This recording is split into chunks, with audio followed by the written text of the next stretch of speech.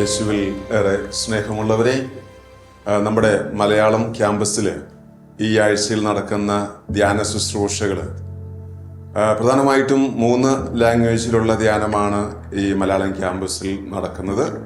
മലയാളം, തമിഴ്, തെലുങ്ക് ഈ 3 ഭാഷയിലുള്ള ധ്യാനങ്ങൾ ഈ ആഴ്ചയിലും ഇവിടെ നടക്കുന്നുണ്ട്. ജെറമിയ പ്രവചനം 17-ാം അധ്യായം 7-ാം വചനം ഇങ്ങനെയാണ് പറയുന്നത്: കർത്താവിൽ ആശ്രയിക്കുന്നവർ അനുഗ്രഹീതർ, അവൻ്റെ പ്രത്യാശ അവിടുന്നാണ്. സ്നേഹമുള്ളവരെ, നമുക്ക് കർത്താവിൽ പ്രത്യാശ വെച്ചുകൊണ്ട് ഈ ആഴ്ചയിലെ വചന ശുശ്രൂഷയിൽ നമുക്ക് ഒന്ന് ചേർന്ന് പങ്കെടുക്കാം. നമ്മുടെ ധ്യാനം ആരംഭിക്കുന്നത് എല്ലാ ഞായറാഴ്ചയും 4 മണിയോടുകൂടെ, ഞായറാഴ്ച 4 മണിയോടുകൂടി ആരംഭിച്ച് വെള്ളിയാഴ്ച 9:30 നമ്മുടെ ധ്യാന ശുശ്രൂഷ തീരുന്നതാണ്.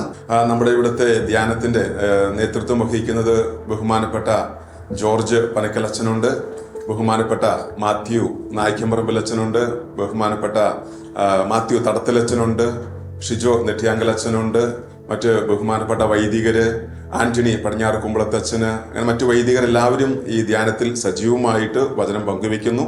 അതോടൊപ്പം തന്നെ സ്നേഹമുള്ളവരെ, ആത്മായരുടെ സാന്നിധ്യവും ഈ ശുശ്രൂഷയിൽ ധ്യാനത്തിലുണ്ട്. നമ്മുടെ ഈ ധ്യാനത്തിലേക്ക് എല്ലാവരെയും പ്രത്യേകമായിട്ട് സ്വാഗതം ചെയ്യുകയാണ്.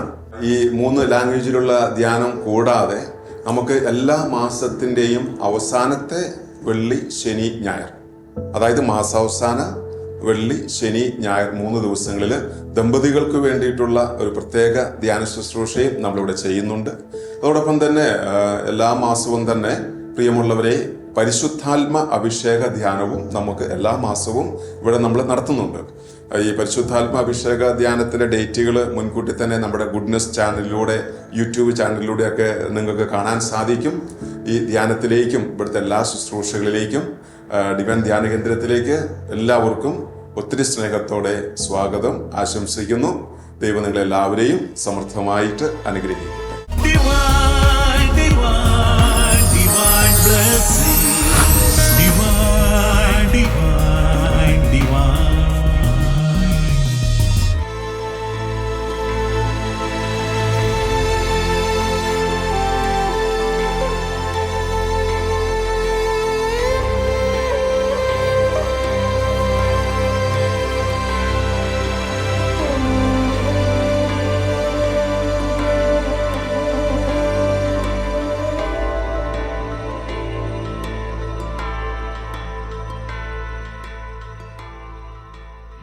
ദൈവത്തിൻ കുഞ്ഞാടിതാ, ലോകത്തിൻ പാപങ്ങൾ നീക്കുന്നവൻ, കുഞ്ഞാടിൻ ദിവ്യമ ഈ വിരുന്നിൽ ക്ഷണിതാക്കളായവർ അനുഗ്രഹീതർ. കർത്താവേ, നീയൻ ഭവനത്തിൽ വരുവാൻ യോഗ്യത എനിക്കില്ല.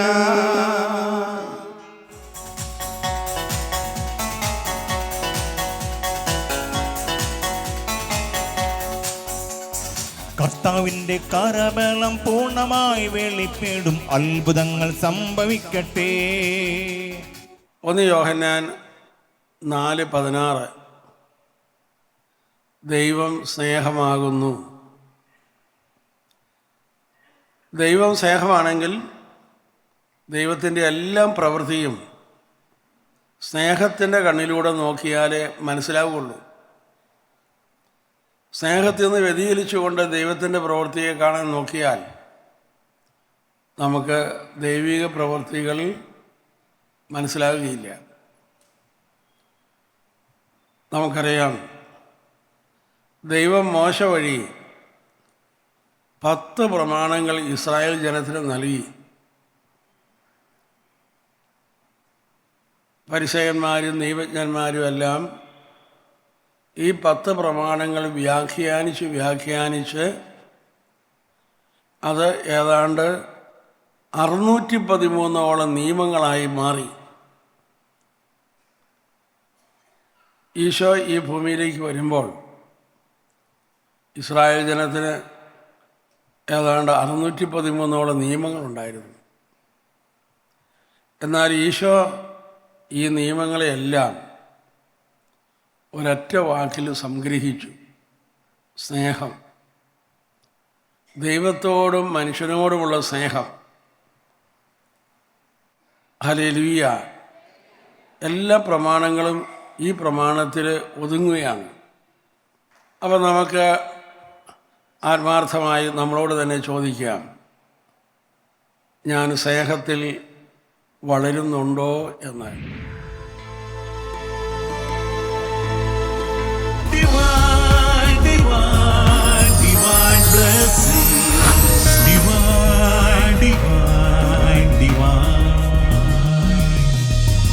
ബൈബിളിലെ ആദ്യത്തെ പ്രവചനം സാത്താനെ ദൈവം ശിക്ഷിക്കുന്ന ഒരു വചനമാണ്. ആദ്യ മാതാപിതാക്കന്മാരെ പാപക്കെണിയിൽ വീഴിച്ച സാത്താനോട് ദൈവം പറഞ്ഞു, ഉൽപ്പത്തി 3:15, നിനക്കും സ്ത്രീക്കും തമ്മിൽ ഞാൻ ശത്രുതയുളവാക്കും, നിന്റെ സന്തതിക്കും അവളുടെ സന്തതിക്കും തമ്മിൽ. അവളുടെ സന്തതി നിന്റെ തല തകർക്കും, അല്ലെങ്കിൽ അവൻ നിന്റെ തല തകർക്കും. സാത്താൻ്റെ തല തകർക്കാൻ ദൈവപുത്രനായ യേശു മതിയായവനാണെന്ന് ആരും പ്രത്യേകം പറയേണ്ട കാര്യമില്ല. എങ്കിലും വചനത്തിൽ അവളുടെ സന്തതി, നിന്റെ സന്തതിക്കും അവളുടെ സന്തതിക്കും തമ്മിൽ ഞാൻ ശത്രുത ഉളവാക്കും. ഇപ്പം പിശാചിൻ്റെ മേൽ മറിയത്തിന് അധികാരമുണ്ട് എന്ന് ലോകം അറിയണം. നമ്മൾ ജപമാല ചെല്ലുമ്പോഴും നന്മ നിറഞ്ഞ മറിയമേ, ശുദ്ധമാന മറിയമേ എന്ന് നമസ്കാരം ചെല്ലുമ്പോഴും പൈശാചിക പീഡകൾ, എവിടെയാണ് പൈശാചിക പീഡ ഇരിക്കുന്നത്? ഒന്നാമതായിട്ട് നമ്മുടെ തലയിൽ. വചനം ഇല്ലാത്ത തലയിൽ സാത്താൻ എങ്ങനെയെങ്കിലും കയറി ദുശ്ചിന്ത കുത്തിവെക്കും. നിരാശയുടെ ചിന്ത, ആകുലതയുടെ ചിന്ത, ഉത്കണ്ഠയുടെ ചിന്ത, വെറുപ്പിൻ്റെ ചിന്ത, കുറ്റംവിധിയുടെ ചിന്ത, പകയും ദേഷ്യവും, കൊലപാതക ചിന്ത, ആത്മഹത്യാ ചിന്ത. ഇതൊന്ന് ധാരാളമാണ്. ആത്മഹത്യ ഒരു കൊല്ലം 8 ലക്ഷം പേരാണ് ആത്മഹത്യ ചെയ്യുന്നത്. ആ പിശാചിനെ ഒരു പോലീസുകാരും അറസ്റ്റ് ചെയ്യുന്നില്ല, പോസ്റ്റ്മോർട്ടം ചെയ്യുന്നില്ല. ആ പിശാച് അടുത്ത ആളിലേക്ക് കയറും. എങ്ങനെയുള്ള ആളിലേക്ക്? മനസ്സിൽ അല്ലെങ്കിൽ തലയിൽ വചനമില്ലാത്ത വ്യക്തികളിലേക്ക് നുണവചനവുമായി സാത്താൻ കടന്നു ചെല്ലും. ഹല്ലേലൂയ. ധ്യാനം നല്ലതായി. നല്ല ധ്യാനമാണ്. ഞാൻ കുറേ 3 മാസം കൂടുമ്പോൾ ഞാൻ അവിടെ വരുന്നതാണ്. നല്ല അനുഗ്രഹങ്ങളും എല്ലാം ഉണ്ട്. പിന്നെ എനിക്ക് 25 വർഷമായിട്ട് ശ്വാസമുട്ടലുണ്ടായിരുന്നു. അത് പൂർണ്ണമായി മാറിയിട്ട് ഇപ്പോൾ 4-5 വർഷമായി. ഒരു മരുന്നും കഴിക്കണില്ല. ഇവിടെ നല്ല അനുഗ്രഹമാണ്. ഈശോയ്ക്ക് നന്ദി. 1968 ജൂൺ 5-ാം തീയതി അന്നാണ് യുദ്ധം തുടങ്ങുന്നത്. യുദ്ധം തുടങ്ങുന്നതിന് മുൻപ് ഈ ഇസ്രായേലിലെ ജനങ്ങളെല്ലാം തങ്ങളുടെ അതിരാവിലെ തൻ്റെ സിനഗോഗുകളിൽ കയറി പ്രാർത്ഥിച്ചു. തങ്ങളുടെ പിതാക്കന്മാർ ചോരയും നീരും കൊടുത്ത് വീണ്ടെടുത്ത ഇസ്രായേൽ എന്ന് പറയുന്ന ഭൂമി അന്യാധീനപ്പെടാൻ പോകുന്നു.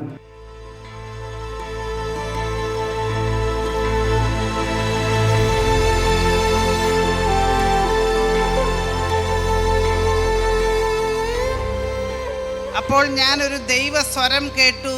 ഫിലിപ്പിയർ 1:29, ക്രിസ്തുവിൽ വിശ്വസിക്കാൻ മാത്രമല്ല അവനു വേണ്ടി സഹിക്കാനുള്ള അനുഗ്രഹവും അവനെ പ്രതി നിങ്ങൾക്ക് ലഭിച്ചിരിക്കുന്നു.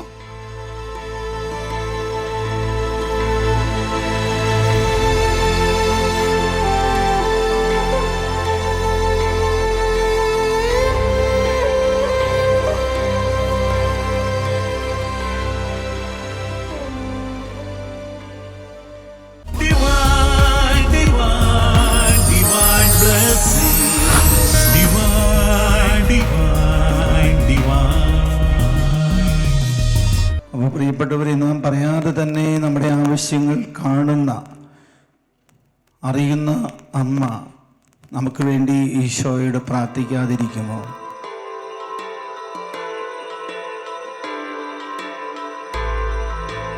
പ്രിയപ്പെട്ടവരെ, സങ്കീർത്തനങ്ങൾ 57:2, അത്യുന്നതനായ ദൈവത്തെ ഞാൻ ആശ്രയിക്കുന്നു, എനിക്ക് വേണ്ടി എല്ലാം ചെയ്തു തരുന്ന ദൈവത്തെ ഞാൻ വിളിച്ചപേക്ഷിക്കുന്നു. അവിടുന്ന് സ്വർഗത്തിൽ നിന്ന് എനിക്ക് സഹായം അയച്ച് എന്നെ അനുഗ്രഹിക്കും. പ്രിയപ്പെട്ടവരെ, കർത്താവ് സ്വർഗത്തിൽ നിന്ന് സഹായം അയച്ച് നമ്മെ അനുഗ്രഹിക്കുകയും വിശുദ്ധീകരിക്കുകയും ചെയ്യുന്നുണ്ട്. കർത്താവിൻ്റെ വെളിപ്പെടുത്തലുകളും അനുഗ്രഹങ്ങളും പൂർണ്ണതയിൽ സ്വീകരിക്കുവാനായിട്ട് ഈശോ നമ്മെ ഓരോരുത്തരെയും വിളിക്കുകയാണ്. ഈ ഒരാഴ്ച കാലം കർത്താവിൻ്റെ സന്നിധിയിൽ വചനം ശ്രവിച്ച് അനുഗ്രഹങ്ങൾ പ്രാപിച്ച് കർത്താവിനെ വിളിച്ചപേക്ഷിച്ച് വലിയ കൃപയും അനുഗ്രഹങ്ങളും ജീവിതത്തിൽ ഉടനീളം സ്വീകരിക്കുവാനും പങ്കുവയ്ക്കുവാനുമായിട്ട് കർത്താവ് നൽകിയ അവസരമാണ് ഈ ഒരാഴ്ച കാലം. കർത്താവ് നൽകിയ എല്ലാ അനുഗ്രഹങ്ങൾക്കും നന്ദി പറയാം. ഡിവൈൻ ധ്യാന കേന്ദ്രത്തിൽ നടക്കുന്ന ഈ ധ്യാന ശുശ്രൂഷയിലൂടെ അനേകരിലേക്ക് കർത്താവ് ചൊരിഞ്ഞുകൊണ്ടിരിക്കുന്ന അനുഗ്രഹങ്ങൾക്കെല്ലാം നന്ദി പറയാം. ഈ ആഴ്ചയിൽ കർത്താവ് നൽകുന്ന അനുഗ്രഹങ്ങളെ ഓർത്ത് ദൈവത്തെ മഹത്വപ്പെടുത്താം. കർത്താവിനെ വിളിച്ചപേക്ഷിക്കുന്നവർക്ക് രക്ഷയുണ്ട്, അനുഗ്രഹമുണ്ട്, ആശ്വാസമുണ്ട്. ആ ഒരു പ്രത്യാശയാണ് നമ്മെ നയിക്കുന്നത്. സ്വർഗത്തിൽ നിന്ന് അവൻ സഹായം അയച്ച് നമ്മെ ഓരോരുത്തരെയും ഏറ്റെടുത്ത് വിശുദ്ധീകരിക്കും. ആ ഒരു ബോധ്യത്തോടെ ഓരോ ദിവസവും നമ്മുടെ ജീവിതത്തെ നമുക്ക് ക്രമപ്പെടുത്താം. പ്രത്യേകമായിട്ട് ഈ ഒരാഴ്ച കാലം ദൈവം നൽകിയ എല്ലാ അനുഗ്രഹങ്ങൾക്കും നന്ദി പറയാം. ഓരോ ശുശ്രൂഷയിലൂടെയും കർത്താവ് ഒത്തിരിയേറെ അനുഗ്രഹങ്ങൾ വർഷിച്ചു. അതിനെയൊക്കെ ഓർത്ത് കർത്താവിന് നന്ദി പറയാം. ഓരോരുത്തരിലും ചൊരിഞ്ഞ അനുഗ്രഹങ്ങൾക്കും കൃതജ്ഞത സമർപ്പിക്കാം. എല്ലാ ആഴ്ചയും നടക്കുന്ന ഈ ധ്യാനത്തിലൂടെ അനേകർക്ക് കർത്താവ് സൗഖ്യവും അനുഗ്രഹവും ആത്മീയമായിട്ടുള്ള ഉണർവും പുതിയ ബോധ്യങ്ങളും പുതിയ അഭിഷേകവും നൽകി അനുഗ്രഹിച്ചുകൊണ്ടിരിക്കുക. എല്ലാത്തിനെയും ഓർത്ത് നന്ദി പറയാം. ഈശോ എല്ലാവരെയും അനുഗ്രഹിക്കട്ടെ.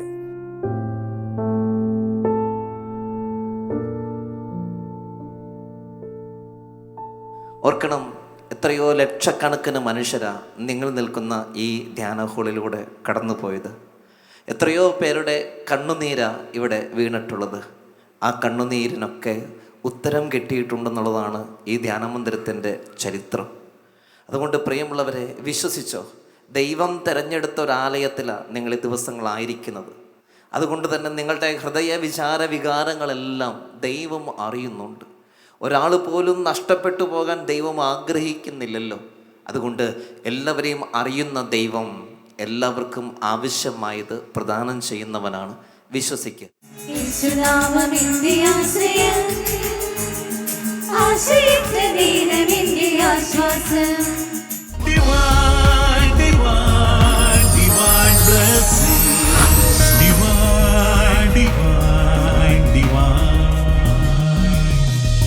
ഈ ധ്യാന ശുശ്രൂഷ, ഈ വചന പ്രഘോഷണം, ഇവയ്ക്ക് ആരംഭം കുറിച്ചത് ആരാണ്?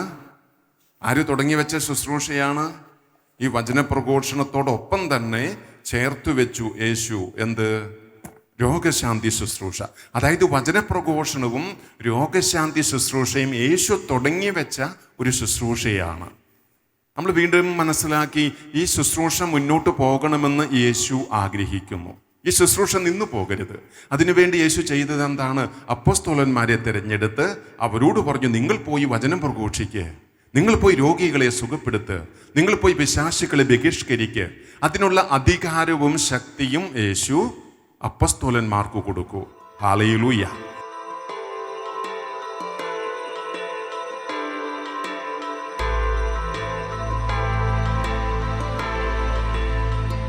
കർത്താവിൻ്റെ കരബലം പൂർണ്ണമായി വെളിപ്പെടും, അത്ഭുതങ്ങൾ സംഭവിക്കട്ടെ.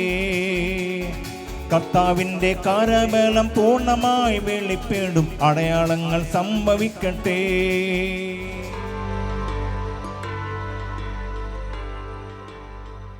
ധ്യാനം അടിപൊളിയാണ്. ഇതെൻ്റെ അനിയത്തിയാണ്. ഞങ്ങൾ ആദ്യമായിട്ടാണ് ഡിവൈൻ ധ്യാനത്തിൽ വരുന്നത്. ഞാൻ പുറത്തായിരുന്നു. അപ്പോൾ നാട്ടിൽ വന്നപ്പോൾ അമ്മയാണ് പറഞ്ഞത് ഒരു ധ്യാനം കൂടുന്ന്.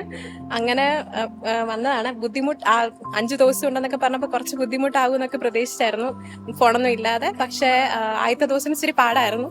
പക്ഷെ പോകെ ആ ഒരു സ്പിരിച്വൽ ഇതിലോട്ട് വന്നു. അച്ഛന്മാരുടെ ക്ലാസ്സുകളും ശുശ്രൂഷയുടെ എല്ലാം ഇതും ഭയങ്കര റിലേറ്റ് ചെയ്യാൻ പറ്റി. എല്ലാവരും വരണം, നല്ലൊരു അനുഭവമാണ് ഇത്. പ്രിയപ്പെട്ട പൊന്നുമക്കളെ, അന്ന് ഇവിടെ ക്യാൻസറിന് ചികിത്സയില്ലാത്തത് കൊണ്ട് എന്നെ തിരുവനന്തപുരത്ത് കൊണ്ടുപോയി. അവിടുത്തെ ഡോക്ടറെ കാണിച്ചപ്പോൾ ഡോക്ടർ പറയുന്നത് വലിയ ഒരു രോഗിയാണ്. ഒരു പ്രത്യേക അനുഭൂതി, ഭയങ്കരമായ സന്തോഷം, ഒരു ആത്മവിശ്വാസമൊക്കെ വരിക. ഇനി തുടർന്നും വരണമെന്നുള്ള ആഗ്രഹമുണ്ട്. തുടർന്ന് വന്നുകൊണ്ടേയിരിക്കും. നന്നായി സ്തുതിച്ച് പ്രാർത്ഥിക്കുമ്പോഴാണ് ആഴമായ ദൈവാനുഭവങ്ങളിലേക്ക് നമ്മൾ കടന്നു വരിക. നമ്മളിലുള്ള പരിശുദ്ധാത്മാവ് ജ്വലിക്കണമെങ്കിൽ ഈശോയെ നിങ്ങൾ മഹത്വപ്പെടുത്തണം. എങ്ങനെയാണ് ഈ ആഴ്ച നമ്മൾ ദൈവത്തെ മഹത്വപ്പെടുത്തുക? വചനം കേട്ടും പുതിയ തീരുമാനങ്ങൾ എടുത്തും പ്രാർത്ഥിച്ചും സ്തുതിച്ചും ആരാധിച്ചും ബലിയർപ്പിച്ചും ഈശോയെ നമ്മൾ മഹത്വപ്പെടുത്തും. ഞാൻ രണ്ടാഴ്ച മുമ്പ് ദുബായിൽ നിന്ന് വന്നതാണ്. ഒരാഴ്ച ധ്യാനം കൂടാൻ വേണ്ടി ഞാൻ ഇരിക്കുമ്പോൾ ഇവിടെ ഡിവൈനിൽ ധ്യാനം കൂടിയിട്ടുണ്ട്. മനസ്സിൻ്റെ ഒരു കൺട്രോളൊക്കെ പോകുമ്പോൾ ഒരു റിലാക്സേഷൻ ഞാൻ എനിക്ക് ഒരു 9ാമത്തെ ഞാൻ ഒരുക്കോളൂ. ഞാനപ്പോൾ വന്നിട്ട് ദൈവത്തിൻ്റെ അടുത്തേക്ക് ഓടി വരാറുണ്ട്. ഇപ്പോൾ ഡിവൈനിൽ എനിക്ക് 4ാമത്തെ ധ്യാനമാണ് കൂടുന്നത്. എനിക്കൊരു മനസ്സിന് ഒരു ടെൻഷനും കാര്യങ്ങളായിരുന്നു, ഒരു ഡിപ്രഷൻ. ദുബായിൽ ബിസിനസിൻ്റെ കാര്യത്തിലൊക്കെ ആലോചിച്ചിട്ട് കുറച്ച് ഡിപ്രഷൻ കാര്യങ്ങളൊക്കെ ആയിരുന്നു. അത് ഒന്ന് മാറ്റിയെടുക്കണം, അതിന് റിലാക്സേഷൻ, അത് എനിക്ക് അനുഭവം ഉണ്ടായി. എനിക്കിപ്പോൾ ഐ എം വെരി ഹാപ്പി. വിശുദ്ധ കുർബാന ഇവിടെ കൊണ്ടുവരും. ആരാധന സമയത്താണ് ഏറ്റവും വലിയ സൗഖ്യം ഇവിടെ നടക്കുന്നത്.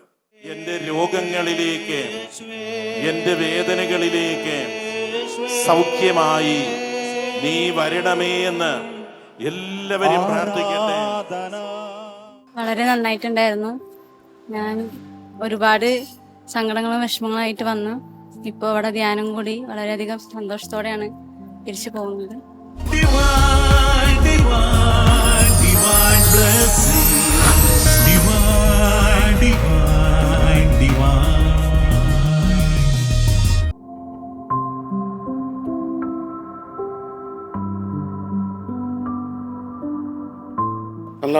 നല്ല ധ്യാനം എനിക്ക് ഇഷ്ടപ്പെട്ട്. എനിക്ക് ഇവിടുത്തെ ധ്യാനം കൊണ്ട് എനിക്ക് ഭയങ്കര നേട്ടങ്ങളുണ്ടായിട്ടുണ്ട്. എനിക്ക് ജോലി സാധ്യത എല്ലാം കിട്ടി. എനിക്ക് പനക്കലച്ചൻ്റെ പ്രാർത്ഥന ശുശ്രൂഷ എനിക്ക് ഭയങ്കര ഇഷ്ടമാണ്. എനിക്ക് കുറേ കാര്യങ്ങൾ എനിക്ക് യേശുവിൽ നിന്ന് നടന്നു കിട്ടി.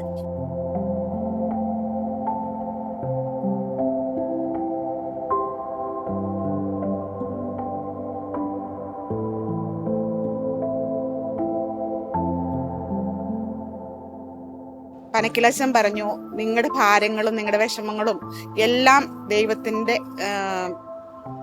കാൽക്കൽ സമർപ്പിച്ച് പ്രാർത്ഥിക്കാൻ പറഞ്ഞു. ഞാൻ അങ്ങനെ പ്രാർത്ഥിച്ചു കഴിഞ്ഞ് ഞാൻ ഇവിടെ നിന്ന് പോയി. ഇന്ന് എൻ്റെ മകനെയും കൊണ്ട് ഇവിടെ ധ്യാനം കൂടാൻ 2ാമത്തെ തവണ ഞാൻ വന്നേക്കുവാണ്.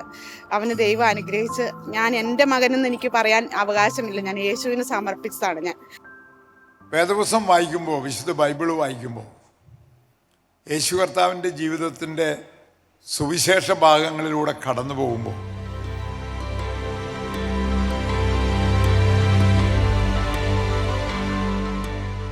വളരെ നല്ല അനുഭവമായിരുന്നു. നല്ല നടുവേദനയ്ക്കായിട്ടാണ് വന്നത്, ഷോൾഡർ പെയിനൊക്കെ ആയിട്ടാണ് വന്നത്. ഇന്നലത്തെ ദിവ്യകാരുണ്യ എഴുന്നള്ളിപ്പിൽ അന്നത്തോടുകൂടി എല്ലാം മാറി. ഇന്ന് നേരം വെളുത്തപ്പോൾ സുഖമായിട്ട് എനിക്കാനും എല്ലാ കാര്യങ്ങളും കൈയൊക്കെ പൊക്കാനൊക്കെ പറ്റി. വളരെ സ്പിരിച്വൽ എനർജി കിട്ടിയ പോലെ തോന്നുന്നുണ്ട്.